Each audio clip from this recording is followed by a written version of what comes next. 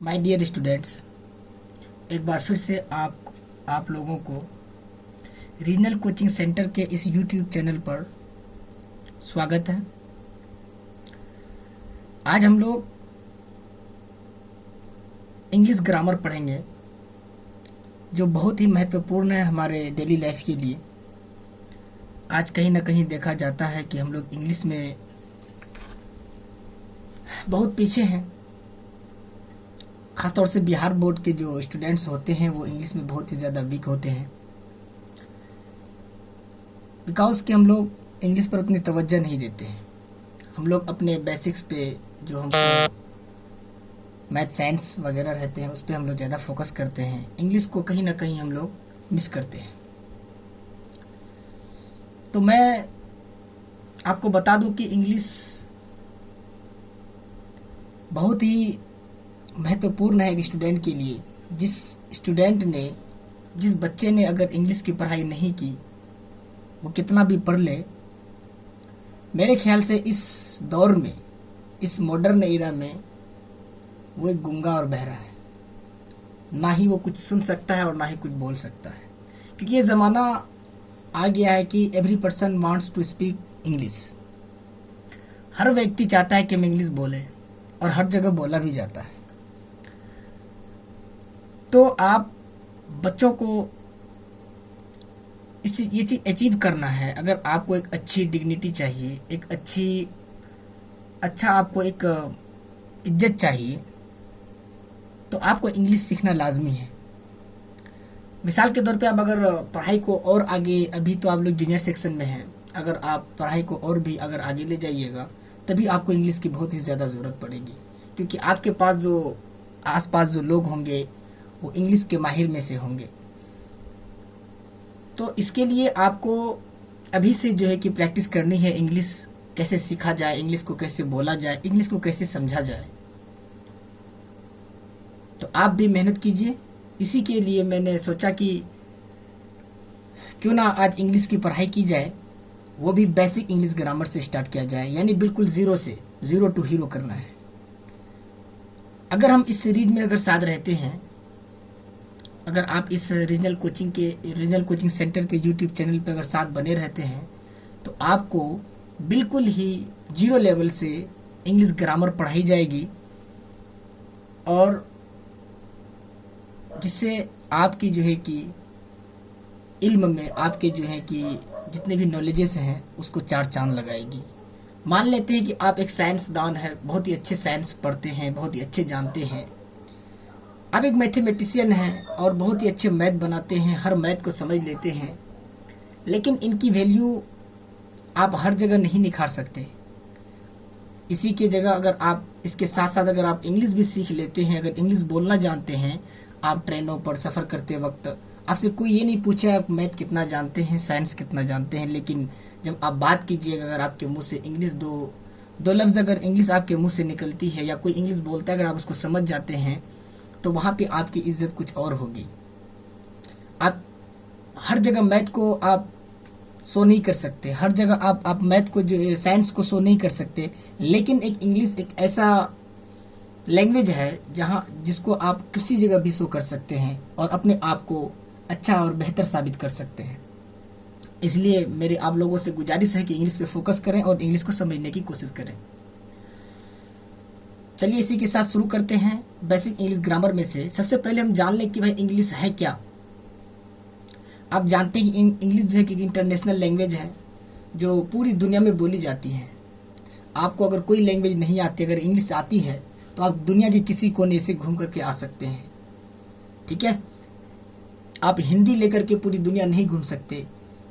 पूरी दुनिया की बात तो छोड़िए, आप अपने ही अगर असम चले जाएं और आप जब बेंगलुरु चले जाएं, तो वहाँ पे लोग हिंदी कम बोलते हैं और कम समझते हैं। आप इसी असमीज़ को देख लीजिए, जो बंगाली लोग होते हैं, वो हिंदी को इतना तोड़ फोड़ के बोलते हैं कि आपको हंसी आएगी जब वो बोलेंगे। तो इंग्लिश, अगर आप इंग्लिश सीखे हुए हैं, तो आप कहीं पर भी अपना धाक जमा सकते हैं और कहीं पे भी अपने आप को जीवित रख सकते हैं। इस छोटे से डेफिनेशन के माध्यम से मैं आपको एक छोटे से डेफिनेशन के माध्यम से समझाना चाहता हूँ कि इंग्लिश क्या है। आप देख पा रहे हैं कि सबसे पहले मैंने लिखा कि इसको क्वेश्चन के तौर पे मैंने लिखा what is English, what is the importance of English language, English language का क्या महत्व है। तो देखिए मैंने छोटी सी डेफिनेशन लिखा है, आपको जरूर पसंद आएगा। English is a lingua franca, this is the top of the modern age. This language is spoken in each and every inch of the world. This language enhances our genius. This language grants us newer and newer opportunity for jobs. English language can take us to the culmination of success. This language gives a lily to our dignity. Whether we go to in any corner of the world, English is our constant companion. Without English, we can't imagine our life. ये English में था, अगर आप इसका हिंदी सुनना चाहते हैं तो मैं आपका इसका हिंदी भी करके सुना सकता हूँ। पहली जो लाइन है, इंग्लिश इज अ लिंगा फ्रैंका, आप यहाँ पे ये भी बोल सकते थे English is a international language. वही बात हुई कि अंग्रेजी जो है एक अंतर्राष्ट्रीय भाषा है। This is the top of the modern as, यह आधुनिक युग की धड़कन है, यह आधुनिक युग की धड़कन है। This language is spoken in each and every inch of the world, यह भाषा दुनिया के चप्पे चप्पे में बोली जाती है। This language enhances our genius, यह भाषा हमारी प्रतिभाओं को निखारती है। This language grants us newer and newer opportunity for jobs, यह भाषा हमें रोजगार के नए नए अवसर प्रदान करती है। English language can take us to the culmination of success, अंग्रेजी भाषा हमें सफलता की बुलंदी तक पहुंचा सकती है। This language gives a lily to our dignity, यह भाषा हमारी प्रतिष्ठा में चार चांद लगाती है। Whether we go to in any corner of the world, चाहे हम दुनिया के किसी भी कोने में जाएं, English is our constant companion, अंग्रेजी ही हमारी सच्चा साथी है और अंग्रेजी के बिना हम अपनी जिंदगी की सफलता की कल्पना नहीं कर सकते। यानी English, without English we can't imagine our life. तो ये छोटे से डेफिनेशन आप अपने नोटबुक में भी नोट कर लीजिएगा। आप वीडियो को रोक रोक कर करके जो है कि आप इस डेफिनेशन को लिख लीजिएगा, ताकि आपको भी समझ में आए कि इंग्लिश क्यों पढ़ना ज़रूरी है। आपने हिंदी में भी इसका ट्रांसलेशन सुन लिया कि इंग्लिश क्यों ज़रूरी है। आप देख पा रहे हैं कि यहाँ पर आर.के. सिन्हा का जो ऑक्सफोर्ड बेसिक इंग्लिश ग्रामर है, और ये बेसिक ग्रामर भी आता है, जूनियर ग्रामर भी आता है और सीनियर इंग्लिश ग्रामर भी आता है। तो मैं आपको इसी से रिलेटेड जो भी बातें होंगी मैं आपको बताऊंगा। मैं जो आपको पढ़ा रहा हूँ अभी, तो इस पढ़ लेने के बाद आप इसके यूजेस से, मेरे पढ़ाने के बाद आप इस बेसिक इंग्लिश ग्रामर को या फिर इससे जो बड़े बुक आते हैं उनको भी आप आसानी से सॉल्व कर सकते हैं। बहुत ही आसान हो जाएगा आपके लिए इंग्लिश ग्रामर समझना और बनाना। तो ठीक है, आइए स्टार्ट करते हैं। तो इस वीडियो लेक्चर में हम सबसे पहले जो पढ़ेंगे बिल्कुल ही जीरो से, सबसे पहले हम लोग लेटर के बारे में जानेंगे कि लेटर क्या होता है। फिर उसके बाद वर्ड के बारे में जानेंगे, फिर वॉवेल्स और कॉन्सोनेंट्स के बारे में जानेंगे कि ये क्या बला है, ये क्या चीज़ है। फिर सेंटेंस के बारे में जानेंगे। आइए बारी बारी हम सबको समझेंगे। ये चार चीज़ों को हमको पहले पढ़ना है। उसके बाद फिर देखेंगे पार्ट्स ऑफ स्पीच क्या होता है। इस वीडियो लेक्चर में मैं आपको इन्हीं चारों चीज़ों के बारे में आपको बताऊंगा। Letter, vowels and consonants, words, sentences, ये सब क्या है। तो आइए पहला जो नंबर है उसको शुरू करते हैं। लेटर यानी अक्षर। तो प्रत्येक लिपि की, प्रत्येक लैंग्वेज की अपनी अपनी एक स्टार्टिंग जो यूनिट होती है वो फिक्स है। जैसे कि आप देखते हैं कि हिंदी का जो स्टार्टिंग लिपि है, यानी जो उसकी इकाई है, उसको हम क्या कहते हैं, क ख ग घ, ठीक है। फिर उसी तरह आप उर्दू लैंग्वेज की बात करें, उसकी जो स्टार्टिंग यूनिट है उसको हम क्या कहते हैं, अलिफ बा ता शा। उसी तरह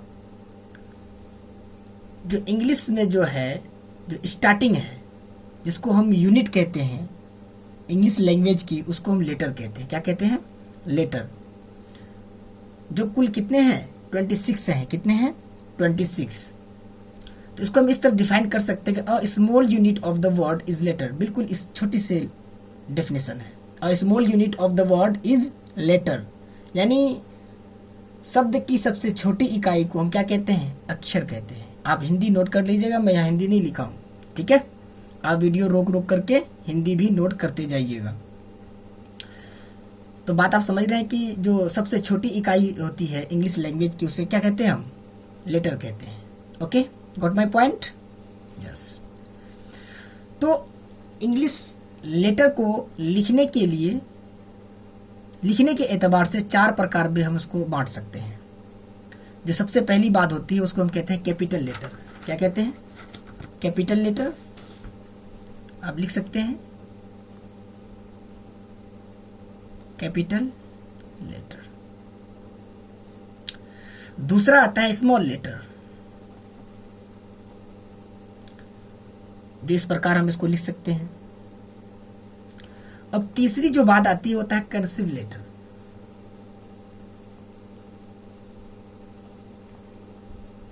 तो इस प्रकार आपको देखने को मिलेगा। अब तीसरी जो बात आती है, ये सॉरी लास्ट जो चौथी जो बात होती है, चौथी जो प्रकार है लेटर के लिखने के एतबार से, वो है प्रिंटेड लेटर। जो इस प्रकार से हमारे जो फोटोकॉपी में होती हैं वो इस तरह से होती हैं, जो कंप्यूटर वगैरह पे, मोबाइल वगैरह पे शो करते हैं। तो लिखने के एतबार से लेटर को हम 4 भाग में बांट सकते हैं। आपको पहले ही मैंने बता दिया कि इंग्लिश में कुल कितने लेटर हैं, 26 लेटर्स हैं। आप प्रत्येक बात को यहीं से अपने कलम कॉपी ले लीजिए और यहीं से वीडियो को रोक रोक करके प्रत्येक बात को, मैं बार बार दोहरा रहा हूँ कि आप प्रत्येक बात को अपने नोटबुक में नोट करते जाइए, ठीक है। यही आपको काम आने वाली है। मैं जो अभी सीरीज स्टार्ट कर रहा हूँ इस इंग्लिश का, तो मैं आपको अभी सिर्फ बेसिक्स पे ध्यान दूंगा। जब ये सीरीज बेसिक्स की कंप्लीट हो जाएगी, ऐसी बात नहीं कि मैं ग्रामर में नहीं घुसूंगा बिल्कुल, लेकिन मैं उतने डीप में नहीं जाऊंगा जिससे आपको समझने में अभी परेशानी होगी। तो मैं अभी आपको सिर्फ कॉन्सेप्ट आपकी जो है कि मैं क्लियर कराने की कोशिश करूंगा। तो आप लोग बखूबी मेरी इस पूरी वीडियो लेक्चर को देखने की कोशिश कीजिएगा, तभी आपको सभी बातें समझ में आएगी। आइए वर्ड्स और सेंटेंस को जानने से पहले हम वोवेल्स और कॉन्सोनेंट्स के बारे में जान लें, जिसको हिंदी में हम स्वर और व्यंजन वर्ण कहते हैं। तो वोवेल्स जो है, इनकी संख्या इंग्लिश लेटर में कुल 5 है। कितने हैं, 5 है। और वो इस प्रकार है, ए, ई, आई, ओ, यू। इसे हम वोवेल्स कहते हैं। क्या कहते हैं इसको, वोवेल्स कहते हैं। यहाँ पे जितने भी लेटर आप देख पा रहे हैं, ए, ई, आई, ओ और यू, ये सारे क्या हैं, वोवेल्स हैं। और इसकी संख्या कितनी है, 5 है। बाकी जो होते हैं उनमें से फिर उनको 2 भाग में बांटा गया, एक कॉन्सोनेंट्स और एक बात और होती है क्या, सेमी वोवेल्स, ठीक है। कॉन्सोनेंट्स की संख्या है 19। इस प्रकार है, आप देख सकते हैं, B C D F G H J K L M N P Q R S T V X and Z, ये सारे कॉन्सोनेंट्स हैं। अब उसके बाद जो 2 बचते हैं उसको कहते हैं सेमी वोवेल्स, जो डब्ल्यू और वाई है। डब्ल्यू सेमी वोवेल्स इसको क्यों कहते हैं, डब्ल्यू और वाई को, क्योंकि ये कभी कभी वक्त आने पर ये वोवेल्स का भी काम करते हैं और वक्त आने पर ये कॉन्सोनेंट्स का भी काम करते हैं। तो मैं आपको बताऊंगा कि आखिर कब ये जो है कि सेमी वोवेल्स कब कॉन्सोनेंट का काम करेगा और कब वोवेल्स का काम करेगा। उससे पहले आप ये जाने कि आखिर क्या बात है कि ये 5 जो वोवेल्स हैं, इनको अलग जो है ये 5 अक्षर, आखिर इसमें क्या बात है।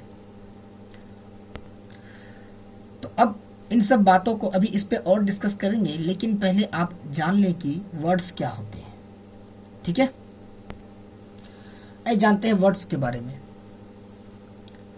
तो वर्ड्स हम इतना समझ सकते हैं कि कॉम्बिनेशन ऑफ लेटर, यानी आप इस तरह बोल सकते हैं क्या, group of letter are called words. जितने भी ग्रुप हैं, अगर आप लेटर का कोई ग्रुप बनाए, तो जैसे आप बना रहे लेटर का ग्रुप बनाइए क्या, APPLE। तो यहाँ पे आप देख रहे हैं क्या कि APPLE ये ग्रुप ऑफ लेटर है। तो इसे हम क्या कहते हैं, वर्ड कहते हैं। क्या कहते हैं, वर्ड। यहाँ पे मैंने आपको स्पष्ट लिख दिया, a meaningful group of letters is called word. ठीक है, जैसे आप इसको अगर आप इस तरह लिखें PAPEL, क्या आपको ये वर्ड कहेंगे इसको? नहीं कहेंगे, क्योंकि इसका कोई मीनिंग ही नहीं है। ठीक है, तो जिसका आपको मीनिंग पता हो, यानी वैसा वर्ड, वैसे लेटर के समूह, वैसे ग्रुप ऑफ लेटर जिसका मीनिंग जाहिर हो, उसको हम वर्ड कहते हैं। ठीक है, तो मीनिंगलेस जितने भी वर्ड हैं उसको हम वर्ड के समूह में नहीं रखते हैं। जो भी मीनिंगलेस वर्ड है उसको हम क्या करते हैं जी, वर्ड के समूह में नहीं रखते हैं। तो किसी भी वर्ड में लेटर का जो है कि सही क्रम होना आवश्यक है, जरूरी है। हम उसको उलट पुलट करके लिखेंगे तो उसका कोई मतलब नहीं बनेगा और वो कोई वर्ड नहीं कहलाएगा। आपने जो पढ़ा अभी वर्ड्स के बारे में, a meaningful group of letters is called word, इसका मैं हिंदी भी बता दूं, आप हिंदी भी नोट कर लीजिएगा। अक्षरों का एक ऐसा समूह जिसका कोई मतलब हो, शब्द कहलाता है। ठीक है, और भी एग्जांपल ले लीजिए आप, एप्पल ले लिए हैं, बॉल ले लीजिए, कैट ले लीजिए, डॉग ले लीजिए। ठीक है, तो जो भी वर्ड का आपको मतलब मिले वो क्या है जी, वर्ड है। ठीक है, आइए अब सेंटेंस की ओर बढ़ते हैं। तो सेंटेंस किसे कहते हैं? तो आप जानते हैं ऐसे भी कि सेंटेंस अपने हमारे आसपास हमेशा देखने को मिलता है अपने बुक में। तो उसमें क्या होता है, वर्ड्स का समूह होता है। किसका समूह होता है? वर्ड्स का। तो आप इस तरह कह सकते हैं उसको डेफिनेशन के माध्यम से, a group of words which gives us complete meaning is called sentence. यानी शब्दों का ऐसा समूह जो आपको पूरी मतलब दे, उसे हम सेंटेंस कहते हैं। ठीक है, या आप एक वर्ड को भी सेंटेंस कह सकते हैं।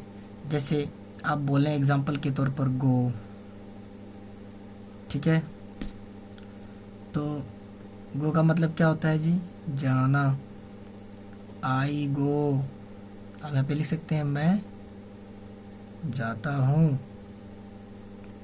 ठीक है, तो आप एक लंबी सेंटेंस भी ले लीजिए, अ ग्रुप। ये तो यहाँ पे देखिए आप क्या, आई गो, आई भी एक वर्ड है और गो भी एक वर्ड है। ठीक है, जैसे आई एम गोइंग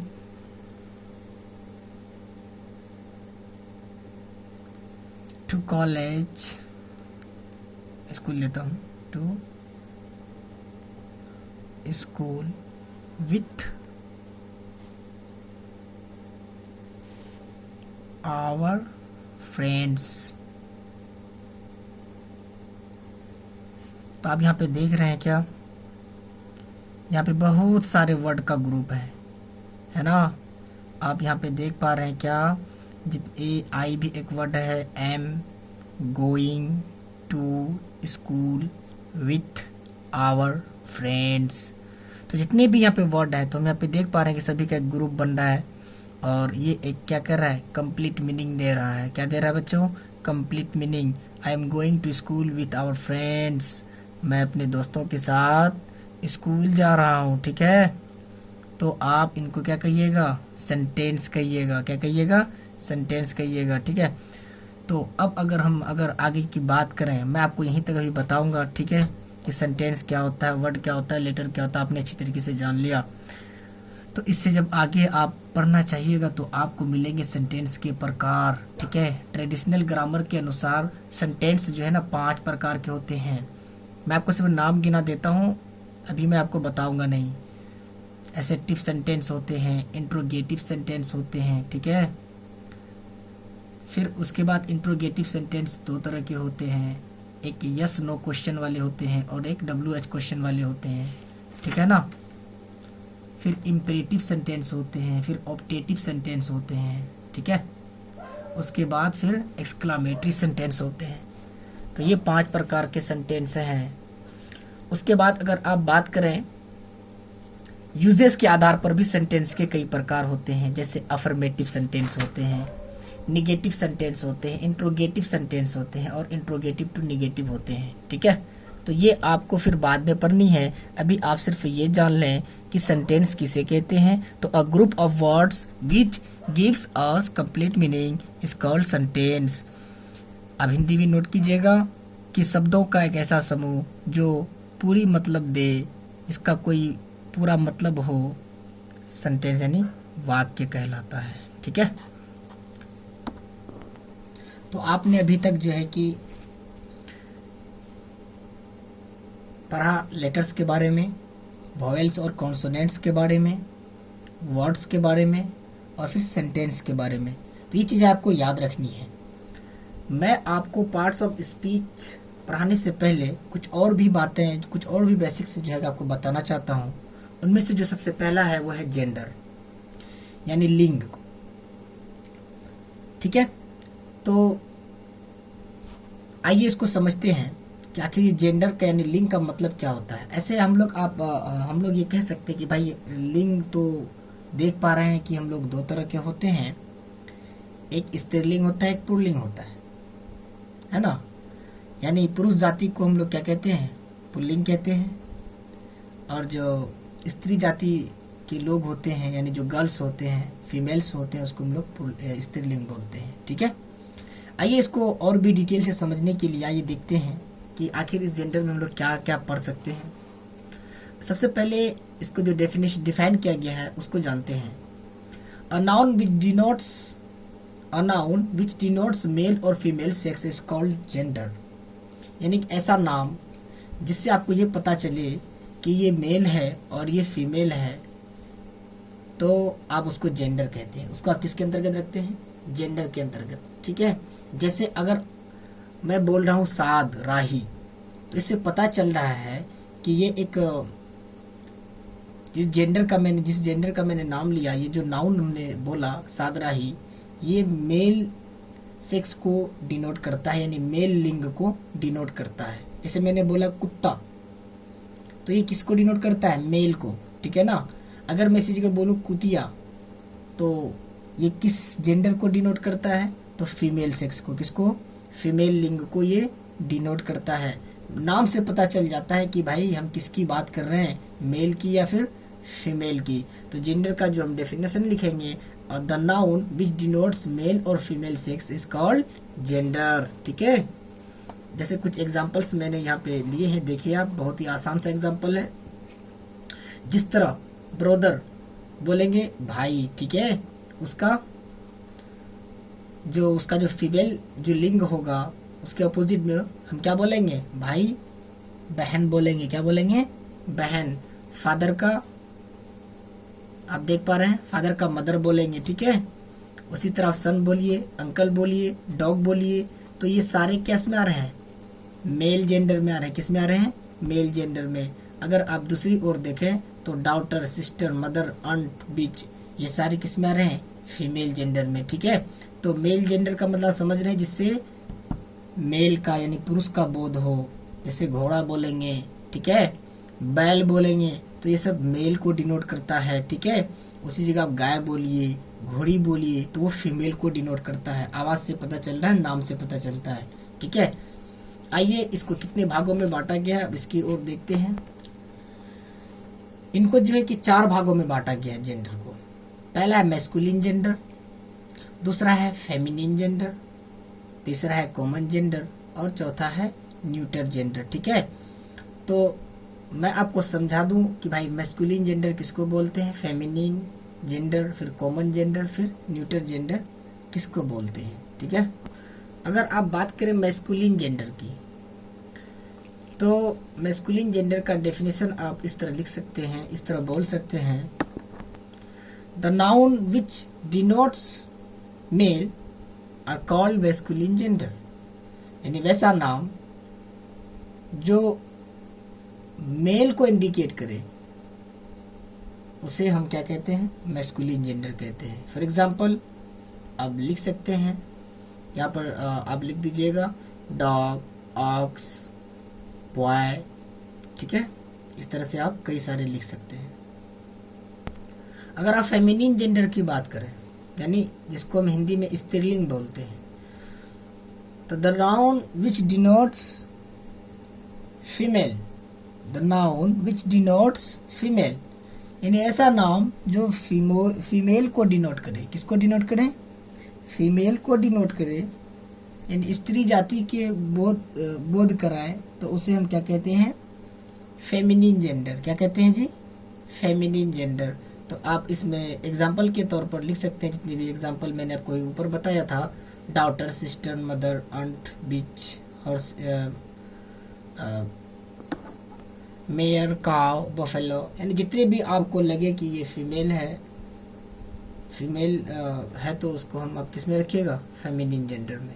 ठीक है, कॉमन जेंडर आप किसे कहते हैं,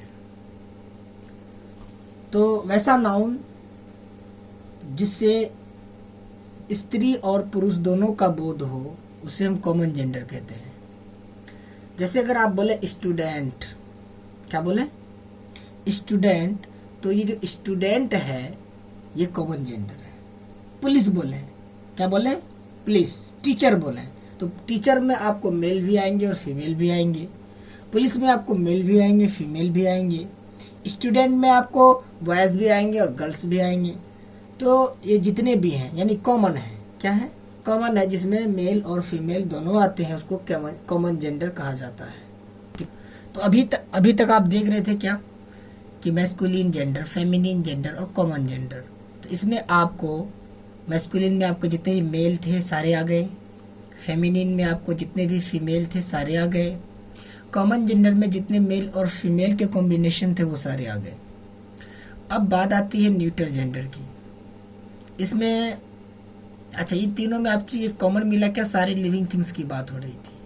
यानी जो भी बात हो रही थी, किसकी बात हो रही थी, लिविंग थिंग्स की बात हो, चाहे कुत्ता हो, कुतिया हो, बैल हो, गधा हो, सभी क्या थे, लिविंग थिंग्स की बात हो रही थी। अब न्यूटर जेंडर में किसकी बात होती है, नॉन लिविंग थिंग की बात होती है। यानी जितने भी नॉन लिविंग थिंग हैं उसके जो है कि मेल या फीमेल पता करने के लिए उसे हम किस में रखते हैं, न्यूटर जेंडर में। ठीक है, न्यूटर जेंडर को इस तरह डिफाइन कर सकते हैं, जिससे निर्जीव वस्तु के लिंग का, जाति का बोध हो उसे हम न्यूटर जेंडर कहते हैं, नपुंसक लिंग कहते हैं। जिस तरह आप बोलते हैं ना, दही खट्टा है या खट्टी है, पेन काली है या काला है, तो ये हम जो बोलते हैं इस चीज को समझने के लिए न्यूटर जेंडर का ही मदद लेते हैं। मैंने आपको जो है कि कुछ मैस्कुलिन जेंडर और फेमिनिन जेंडर एक साथ लिख के उसका मीनिंग भी लिख दिया है। आप इनको याद कर लेंगे और अपने नोटबुक में भी नोट करके हमको व्हाट्सएप नंबर पे भेजेंगे। जैसे आप देखें, बॉय का गर्ल, फादर का मदर, यानी फादर मतलब पिता और मदर मतलब माता। ठीक है, सन बेटा, डॉटर बेटी। तो जितने भी इधर आप देख पा रहे हैं सारे मैस्कुलिन जेंडर हैं, और इसके जो अपोजिट साइड देख रहे हैं सारे इसके क्या हैं, फेमिनिन जेंडर है। तो आप इसको अपने कॉपी में लिख लीजिएगा, वीडियो को रोक रोक करके। ठीक है, मैंने नीचे भी इंडिकेट कर दिए कुछ। ठीक है, कि किस मैस्कुलिन जेंडर के साथ कौन सा फेमिनिन जेंडर आएगा। जिस तरह आप बॉय के साथ गर्ल को अटैच कर सकते हैं। ठीक है, सर के साथ मैडम को, और उसके बाद कॉक के साथ हैन को, डॉग के साथ बीच को, फादर के साथ मदर को, अंकल के साथ आंट को, ऑक्स के साथ काव को। ठीक है, और कुछ कॉमन जेंडर भी मैंने लिखा, और भी आप बहुत सारे लिख सकते हैं, आप लिख के दिखाइएगा। फिर आप न्यूटर जेंडर भी कई सारे लिख सकते हैं। इसी के साथ आपका ये वीडियो लेक्चर समाप्त होता है। आप पूरी वीडियो को देख करके लाइक भी करें, सब्सक्राइब भी करें, और कमेंट भी करें। आपको कोई बात ऐसी लगी हो जो समझ में ना आए तो आप कमेंट बॉक्स में कमेंट करें, और अगले वीडियो लेक्चर में हम जो है कि पार्ट्स ऑफ स्पीच तक पहुंचने की कोशिश करेंगे। Have a nice day. Ramzan मुबारक हो आप सभी लोगों को, सभी बच्चों को। गुड बाय एंड खुदा हाफिज।